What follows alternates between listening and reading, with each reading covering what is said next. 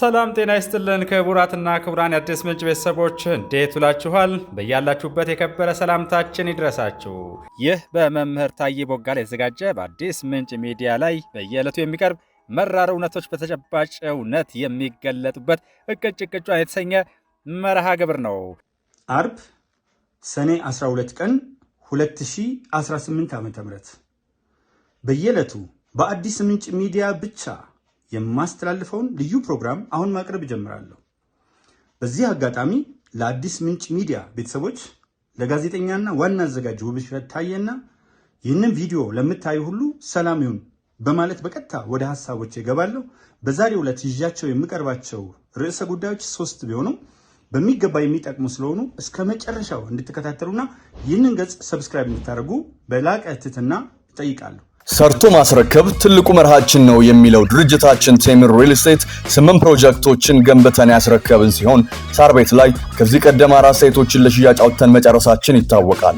አሁን ደግሞ 5ኛና የመጨረሻው ሳይታችንን እዛው ሳር ቤት ላይ ለእናንተ እነሆ ብለናል።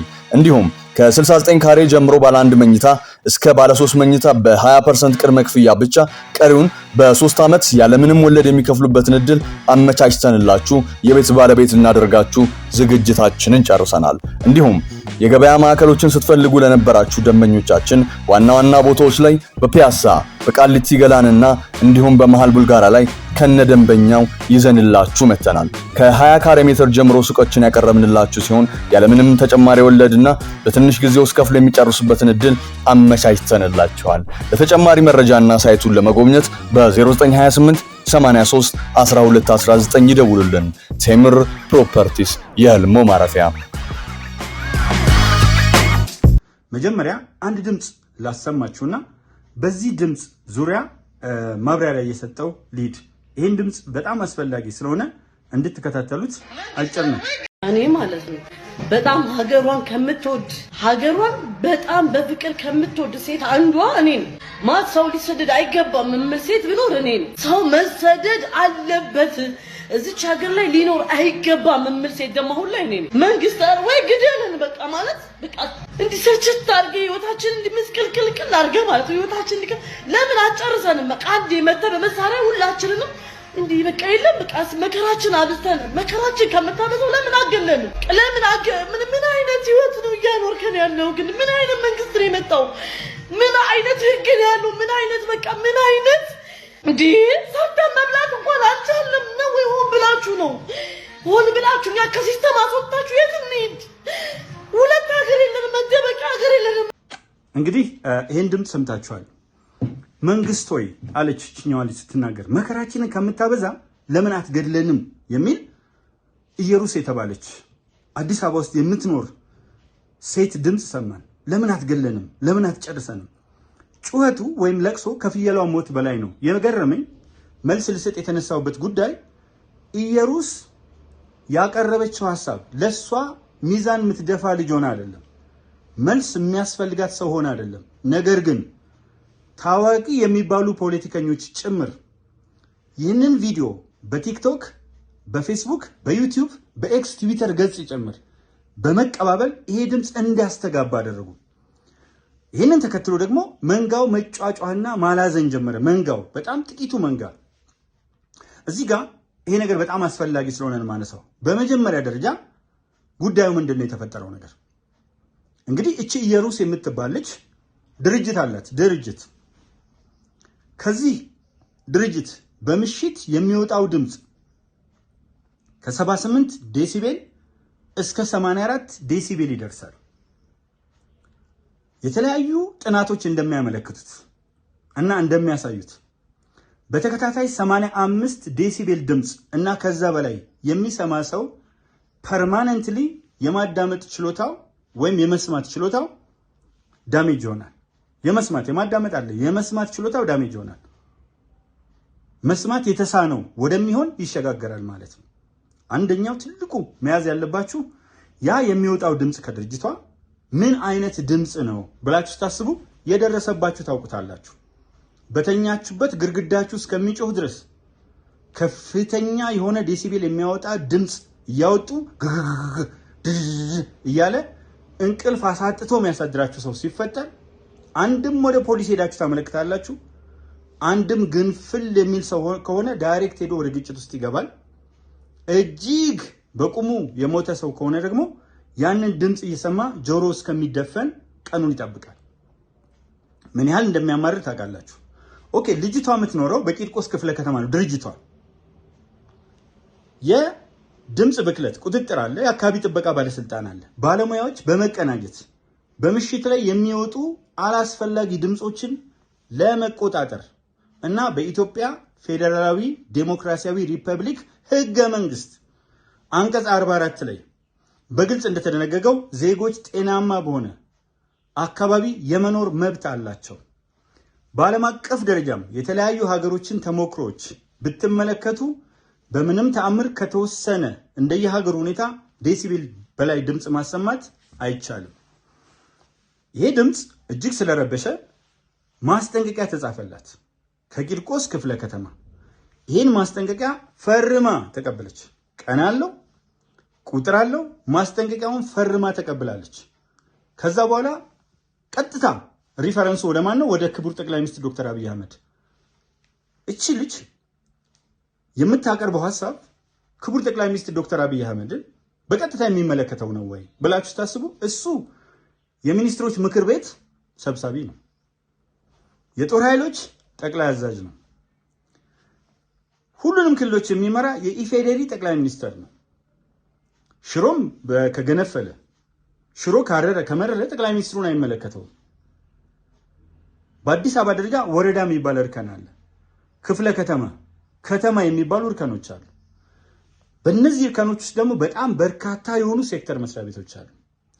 ጉዳዩን የሚመለከታቸው የተለያዩ ክፍሎች አሉ። ማመልከቻው በቀጥታ ለዚህ መቅረብ አይደለም የቻሉ የፖለቲካ ተንኮሉ የፖለቲካ ትርጉሙ በቀጥታ ግደለን የሚል የመማረር ድምፅ፣ የማነሳሳት ድምፅ፣ ትልቅ ፖለቲካል ኢምፕሊኬሽን ያለው ቶን ነው የቀረበው። በዚህ ላይ በርካታ ሰዎች ተነስተው ማራገብ ጀመሩ። የሚገርመኝ እኮ ክፍለ ከተማው እስቲ ማንም ጤናማ የሆነ ዜጋ የእውነት ከጥላቻ ነፃ ሆናችሁ እንደ ባለአእምሮ እንኳን ብናስብ ማን ነው በሙዚቃ እየተረበሸ እየደነቆረ ባላስፈላጊ ድምፅ እየታወከ መኖር? የት ሄደን እንስራ ካልሽ ኢትዮጵያ ውስጥ እጅግ በጣም በርካታ የመንግስት ሰራተኞች አሉ። በሚሊዮኖች የሚቆጠሩ የግል ሰራተኞች አሉ። 80% የኢትዮጵያ ህዝብ አርሶ አደር ነው። በተለያዩ ስራዎች ላይ የተሰማሩ ሰዎች አሉ። ሀገራቸው ውስጥ እየሰሩ ነው። ሌሎችም በህጋዊ መንገድ ወደ ተለያዩ ሀገሮች ሄደው እየሰሩ ነው። አንዳንዶቹም አውትሶርስ በሚደረጉ ስራዎች ሀገራቸው ውስጥ ሆነው የተለያየ ስራዎች እየሰሩ ነው። ስለዚህ የት ሄደን እንስራ ግደለን የምትለዋ መልእክት ከፍየሏ ሞት በላይ ነው ለቅሶ። ቀጥተኛ ፖለቲካዊ ፍላጎት ያለው አገላለጽ ነው። ልጅቷ ስትታይ የተረጋጋች እንዳልሆነችና ምናልባት ይቅርታ ይደረግልኝና አላገላለጹ ከሃንጎቨር የነቃች መሆኗን ለማወቅ እህል አላምጦ መዋጥ ይበቃል። ፍልስፍና በምንም ተአምር አይጠይቅም።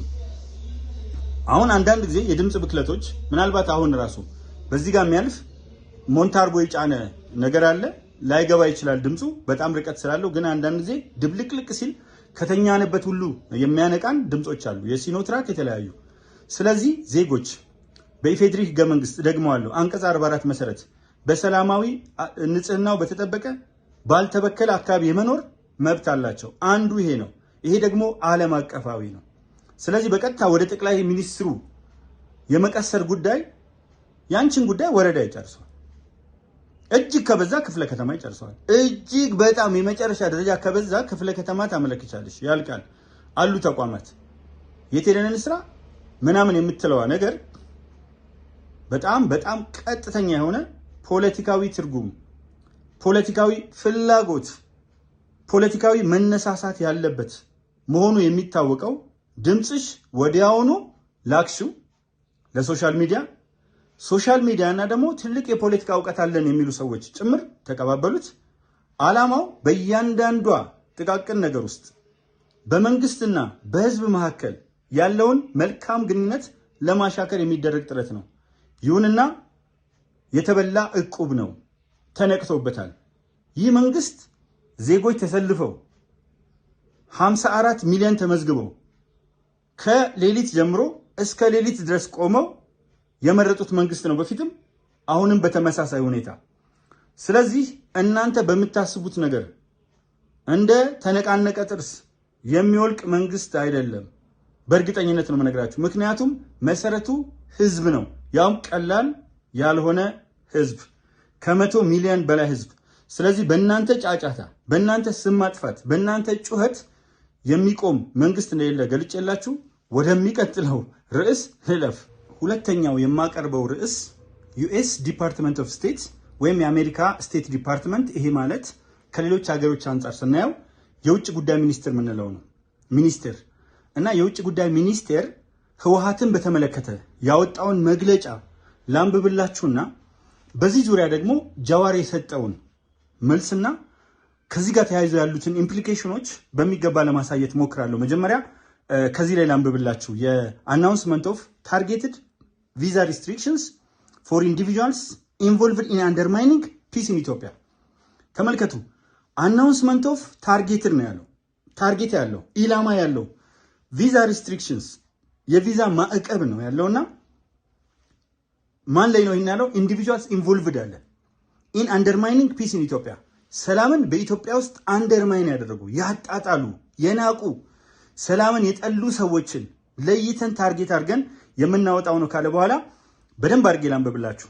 Rising tensions between Tigray People's Liberation Front (TPLF) hardlines and the Ethiopian government have threatened to reignite the conflict in northern Ethiopia and undermine peace and security across the entire region. Earlier this year, members of the Tigray Security Forces (TSF) clashed with Ethiopian National Defense Force (ENDF), their first direct engagements since the end of the 2020-2022 conflict, which resulted in the loss of 600,000 lives and brought the region to the brink of famine. ተመልከቱ። በቅርብ ጊዜ ከ2022 እስከ 2022 በቅርብ የምናስታውሰው ጦርነት በተካሄደበት ጊዜ ቢያንስ 600,000 ሰዎች ህይወታቸውን ማጣታቸውን ይገልጽና በዚህ ላይ የተሳተፉ ኃይሎች ሁሉ ያላቸውን ችግር ገልጾ ይሄዳል። ነገር ግን ከዛ በኋላ የመጣውን እንመልከት። hundreds of thousands of civilians across northern Ethiopia have already fled their homes.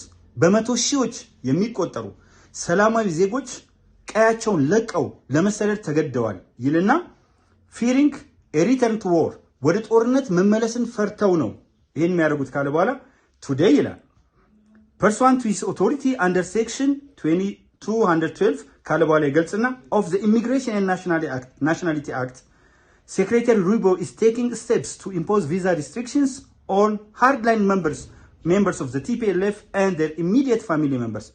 ተመልከቱ። ማርኮ ሩቢዮ የአሜሪካ የውጭ ጉዳይ መስሪያ ቤት ኃላፊ አሁን ላይ ባለው አጠቃላይ ነባራዊ ሁኔታ ግን ለይተው በፊት የተለያዩ ኃይሎችን ነበር፣ አሁን ግን ለይተው ቲፒኤልኤፍ ምን ያህል ክፉና ጸረ ሰላም ድርጅት መሆኑን በሚገባ ያሳዩበት ሂደት አለና ምንድነው ያሉት?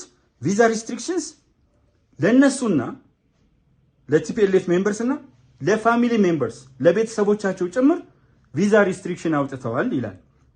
ከዛ በኋላ ደግሞ እዚህ ጋር ምንድነው ያስቀምጠው? the United States will continue to stand with the Ethiopian people። ተመልከቱ። አሜሪካ ከኢትዮጵያ ህዝብ ጎን መቆሟን ትቀጥላለች ካለ በኋላ including the people of Tigray የኢትዮጵያን ህዝብ የትግራይን ህዝብ ጨምሮ ለመብታቸው ለሚያደርጉት ጉዞ ሁሉ ከጎናቸው ነን ካለ በኋላ who want to live in peace and dignity በሰላምና በክብር መኖር የሚፈልግ ትልቅ ህዝብ አለ። we will continue to use all tools available to expose and promote accountability for TPLF officials and other individuals who threaten that peace and stability in the region. በክልል ውስጥ ያለው ሰላምና መረጋጋት የሚያውኩ የቲፒኤልኤፍ እና የተለያዩ አካላት በጥንቃቄ የምናጋልጥና ኤክስፖዝ የምናደርግና እርምጃ የምንወስድ መሆኑን ካለ በኋላ ይህንን ጠንካራ የሆነ ሪስትሪክሽን አስቀምጧል፣ ማዕቀብ አስቀምጧል ማለት ነው። ይሄ ማዕቀብ ከተቀመጠ በኋላ ጃዋር መሐመድ በፌስቡክ ገጹ ያጓራው ጉዳይ አለ። መቼም ጃዋር ጉደኛ ሰው መሆኑን ታውቃላችሁ። በቅርብ ጊዜ የቲክቶክ አካውንት ገዝቶ ነበር። 1.3 ሚሊዮን ምናምን ፎሎወርስ ያሉት ገዝቶ ነበር ሲባል ብዙዎች አይ አልገዛም ሰው ስለሚፈልገው ነው የተከተለው ምናምን ተብሎ ዲስኩር ተነዛ። እንግዲህ 1.3 ሚሊዮን ነው። ጀዋር ተከፈተ ወደ ቲክቶክ መጣ ሲባል የሚመጣውን አስቡትና በአንድ ወር ውስጥ 600 ሺህ ቀነሰ።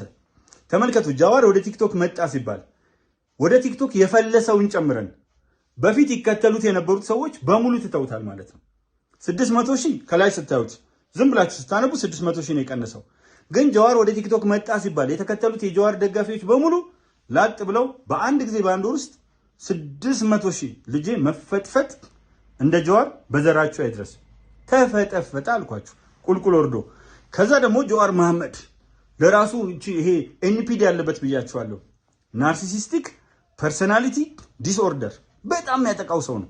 ለራሱ የሚሰጠው ግምት እንዴት ራሱን ቆሎ እንደሚያይ ምድር ላይ ሰው የተፈጠረው ሁሉ አይመስለው። ምድር የምትሽከረከረው በጀዋር ዛቢያ ዙሪያ ይመስለዋል። እሱ ከሌለ ኢትዮጵያ መንቀሳቀስ የምታቆም ይመስለዋል። እንዲህ አይነት ሰዎች አሉ። ኤንፒዲ ያለባቸው ናቸው።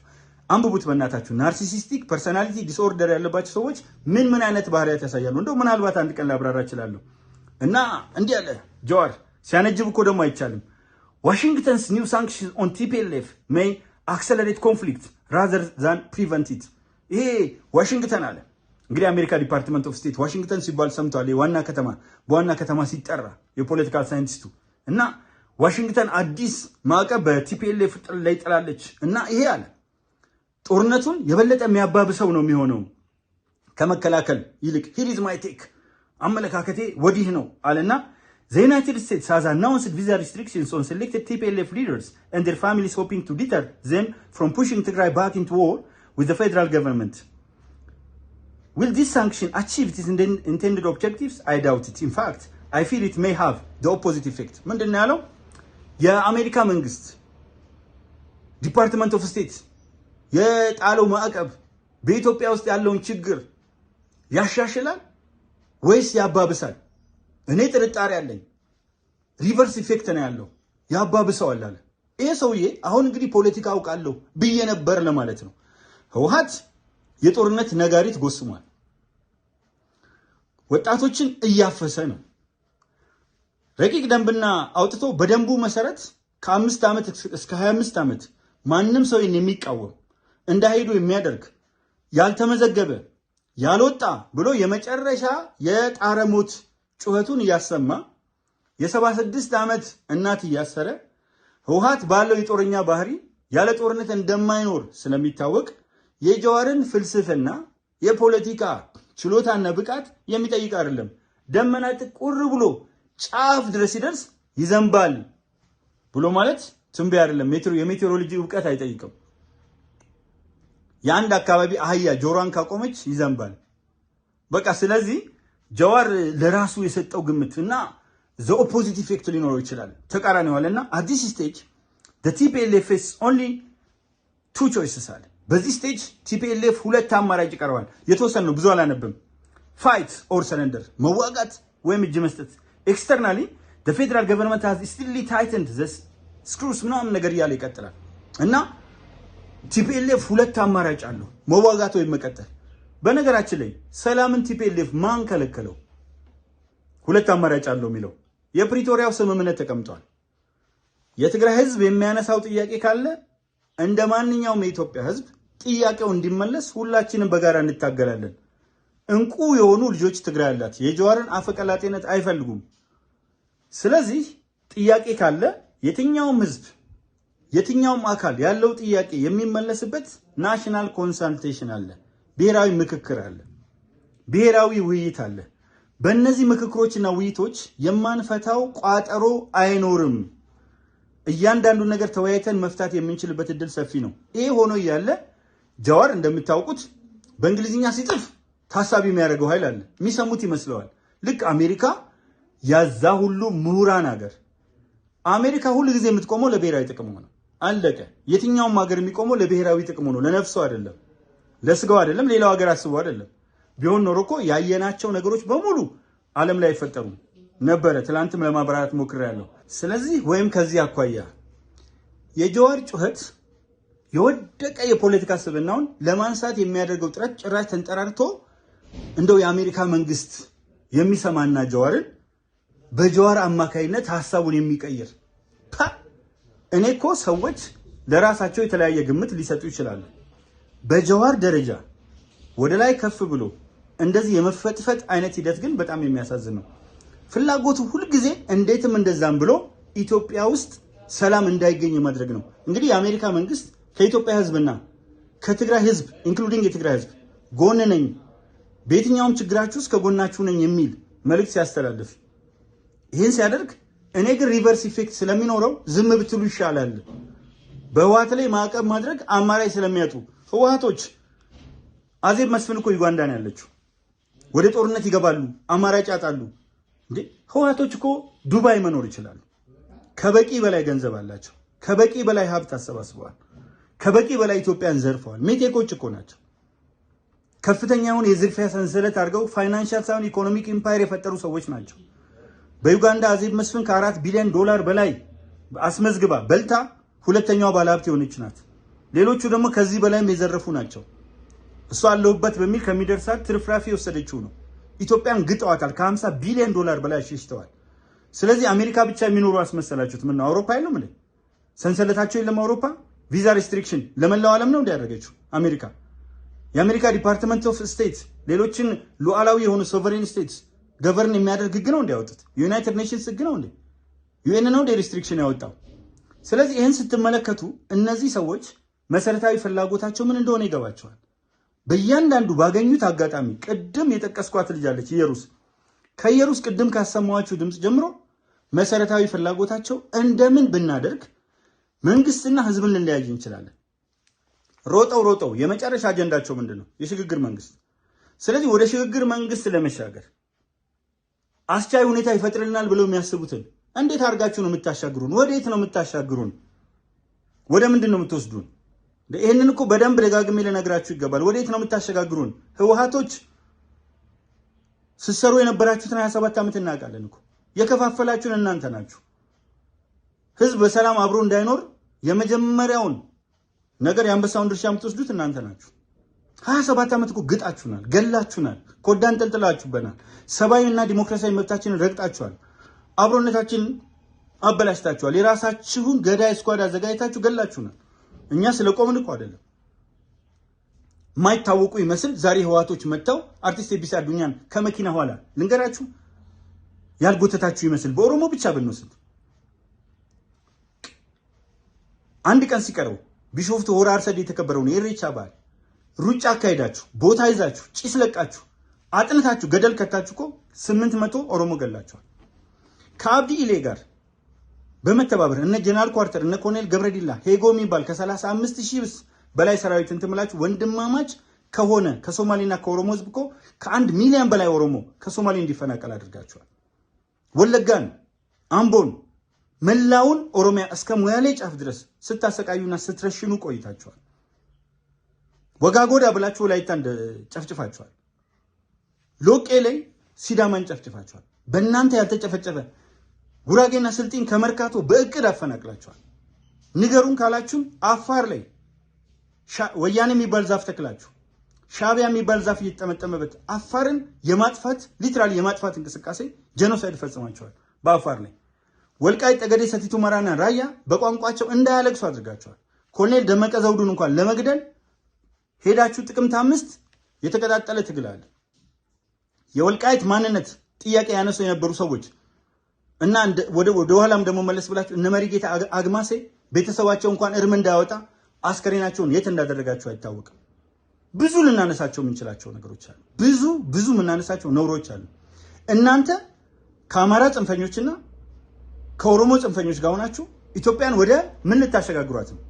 አላማችሁ ማፍረስ ነው። አንፈርስም። እግዚአብሔር ይመስገን አንፈርስም። እነዚህ ሰዎች በደንብ ሊነገራቸው ይገባል። አንፈርስም እንጂ እኛን ለማፍረስና ለማባላት የማትፈነቅሉት ድንጋይ የለም። እግዚአብሔር ይመስገን። የምታሸጋግሩን ከግብርና ወደ ምንድን ነው?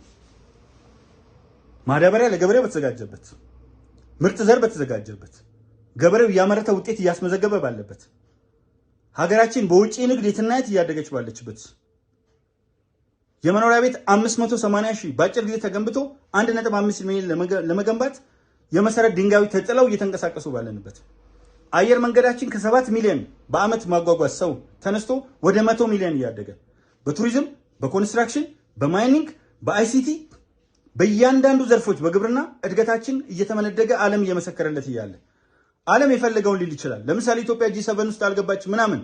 G7 እኮ መንግስተ ሰማያት አይደለም፣ ገነት አይደለም፣ መዘጋጃ ወደ መንግስተ ሰማያት መሄጃ መዘጋጃ አይደለም። ብሪክስን የሚያክል ግዙፍ ኢኮኖሚ የግዴታ G7 ውስጥ ኢትዮጵያ መሳተፍ አለባት። በፈለጉት መንገድ ሪስትሪክት ያድርጓት። ብሪክስ ማለት ብራዚልን የምታክል ትልቅ ሀገር አለችበት፣ ራሽያን የሚያክል ትልቅ ሀገር አለበት፣ ኢንዲያ፣ ቻይና፣ እነዚህ ናቸው ለኢትዮጵያ የሚጠቅሙት። ሳውዝ አፍሪካ። ብሪክስ እጅግ ትልቅ ግዙፍ ድርጅት ነው። IMF እየመሰከረ ነው። ኢኮኖሚ ወደቀ። ለዚህ ነው ኢትዮጵያን ያላሳተፈው። አታፍሩም እንዴ? ኢንተርናሽናል ሞኔታሪ ፈንድ በዚህ ዓመት 9.2% በማደግ ኢትዮጵያ አሁን እኮ ነው 2026 በግሪጎሪ ዘመን ቀመር አቆጣጠር ኢትዮጵያ አንደኛ ናት። ቀጥሎ ዩጋንዳ 7.5 ብሎ IMF እየተናገረ በተባበሩት መንግስታት ድርጅት ያለ G7 ውስጥ ኢትዮጵያ አልተሳተፈችም ብሎ ማንቋረርና መጫወቷ። እያንዳንዱን አጀንዳ ስትፈልግ እኛ ደግሞ እነግርሃለን። የህንዱ ጠቅላይ ሚኒስትር እዚህ ነበር፣ የቱርኩ ጠቅላይ ሚኒስትር እዚህ ነበር፣ የጣሊያኗ ጠቅላይ ሚኒስትር፣ የፈረንሳዩ ጠቅላይ ሚኒስትር፣ በርካቶች አሉ። የማን ፍላጎት ነው ያን ያደረገ የቻለው? ዓለም አቀፋዊ ሁኔታዎችን የመተንተን ችግር የለብንም። አፍሪካ በሙሉ ከኢትዮጵያ ጋር ነው፣ ከነጂ ግብፅና ከተወሰኑ መሽኩቆች በስተቀር አብዛኛው አፍሪካዊ ጽህፈት ቤቱ እዚህ ነው። ስለ ኢትዮጵያ ምስክርነት እየሰጠ ነው። ዓለም ወርልድ ባንክ በግሪን ሌጋሲ ሸልሞናል። ወርልድ ባንክ በግሪን ሌጋሲ ሸልሞን፣ በስንዴ ወርልድ ባንክ ሸልሞን፣ IMF ይሄንን ብሎ የተባበሩት መንግስታት ድርጅት ዋና ጸሐፊ የኢትዮጵያ እድገት በብርሃን ፍጥነት ነው ብለው G7 ውስጥ ኢትዮጵያ አልገባችም ብለህ የምትነግረኝ ለኔ ለታየ ቦጋለና ለኢትዮጵያ ህዝብ ነው? ይሄን ነው የምታብራሩልን? ስለዚህ በደንብ እንተዋወቃለን፣ በደንብ ጠንቅቀን እንተዋወቃለን ፍላጎታችሁ ምን እንደሆነ። ስለዚህ ዓለም እኮ አሁን በአንድ ሱፐር ፓወር የምትመራበት ዘመን ወይም በሁለት ሱፐር ፓወሮች የምትመራበት ዘመን ካከተመ ቆየ። ንግሥት ዘውዲቱ ሳይሞቱ የደነቆረ ሁልጊዜ ዘውዲቱ ይሙቱ እያለ የማለ ይቀጥላል። አሁን ግሎባል ፓወርስ ተፈጥረዋል። በጣም የሚገርሙ ላየንስ ሮር እያደረጉ ነው። ዘ ላየንስ አር ሮሪንግ። በርካታ ሀገሮች ኢትዮጵያ ከማን ጋራ ግንኙነት ብትፈጥር እንደምታደርግ ታውቃለች። G7 ተሳትፈን አይደለም እኮ አየር መንገዱን ከ7 ሚሊዮን ማጓጓዝ ወደ 100 ሚሊዮን እየተንደረደርን ያለ ነው። G7 ስለተሳተፈን አይደለም የስንዴ ምርታችን ተኝተንበት የነበረው ዛሬ 33 ሚሊዮን ሜትሪክ ቶን ልናመርት የምንችለው። ኬንያ አጠገባችን አሁን ኬንያ ተጋበዘች። 0.3 ሚሊዮን ሜትሪክ ቶን የምታመርት ስንዴ የምታመርት ኬንያ ብትጋበዝና 33 ሚሊዮን ሜትሪክ ቶን የምታመርተው ኢትዮጵያ ባትጋበዝ ዱ ዩ ቲንክ የሚገርመን ይመስላችኋል? ስለ ዓለም ማናውቅ፣ የዓለምን ፍላጎት ማናውቅ፣ ማዕቀብ የሚጥልባቸው በርካታ ሀገሮችን ለምን እንደሆነ ማናውቅ ይመስላችኋል? ቬንዙዌላ በነዳጅ አንደኛ ስለሆነች ነው። እኛ ደግሞ ለአፍሪካ ተምሳሌት ስለሆነን ነው። እሱ በደንብ አድርጎ ይገባናል። እና ማጠቃለያ ማደርገው የኢየሩስ ለቅሶ ከፍየሏ ሞት በላይ ነው ያልኳችሁ። ኢየሩስ የድምፅ ብክለትሽን እንደውም አንዳንድ ጊዜ ጥሩ ነው ባክግራውንድ፣ ይሄው አሁን ድምፅ እየሰማችሁ ነው። አሁን እኔን ላቅርብ ስል እንትን ነው፣ ግን ከዚህ በብዙ እጥፍ ዴሲቤል የሚበልጡ ድምጾች እንደውም ጥሩ ማጀቢያው ነው። አዳመጣችሁት? በብዙ እጥፍ የሚበልጡ ድምጾች ምን ያህል እንደሚያውኩ ተመልከቱ። ሐሳብ እንዴት አድርገው እንደሚሰርቁ ተመልከቱ። አንደኛው ኢየሩስ ጩኸትሽ በክፍለ ከተማ እጅግ ከበዛ ቦታ ከተሰጠሽ በከተማ ደረጃ የሚያልቅ ነው። በቃ አለቀ። ስለዚህ አንድ እሱን ያዙልኝ። ሁለተኛ ማጠቃለያ የማደርገው ህወሓት ላይ ማዕቀብ ተጥሏል። ትራምፕ ደግሞ አንዳንዴ ነሸጥ ሲያደርጋቸው ውሃ ይደርቃል ብሏል። እሱ በዓለም አቀፍ ህግና በዓለም አቀፍ ሁኔታ የሚታይ ነው። እቺ ሌላዋ ማጠቃለያ ናት። ሶስተኛ ጀዋር ተፈናጅሮ አለቀ፣ ተፈናጅሮ ሞተ። እንደው ዘመድ ቢኖረው ወደ ተቻለ አካባቢ ተገቢ የሆነ የስነ ልቡና ሕክምና ቢደረግለት ሀሪፍ ነው የሚል ነው። በተረፈ ኢትዮጵያ በሁሉም አቅጣጫ የጀመረችውን ጉዞ የበለጠ አጠናክራ ትቀጥላለች። ፈጣሪ ኢትዮጵያን አትረፍርፎ በሙላት ይባርክ። ታየ ቦጋለ አርጋ ኢልመደስ ኦዳ ዘነጌሌ ቦረና ወግጂ ነኝ። ሁላችሁንም እስከዚህ ሰዓት ድረስ አብራችሁኝ ስለቆያችሁ አመሰግናለሁ። የዛሬውን ፕሮግራም በዚህ ጨረስኩኝ። ነገ እስክንገናኝ ሰላም ሁኑ እያልኩኝ፣ ነገር ግን ከአቅም በላይ የሆነ ሁኔታ ካጋጠመኝ አንዳንድ ጊዜ ቤተሰባዊ በሆነ ምክንያት ፕሮግራሞችን ብዘል በዚህ ነውና ከወዲሁ ይቅርታ ጠይቃለሁ። ተባረኩልኝ።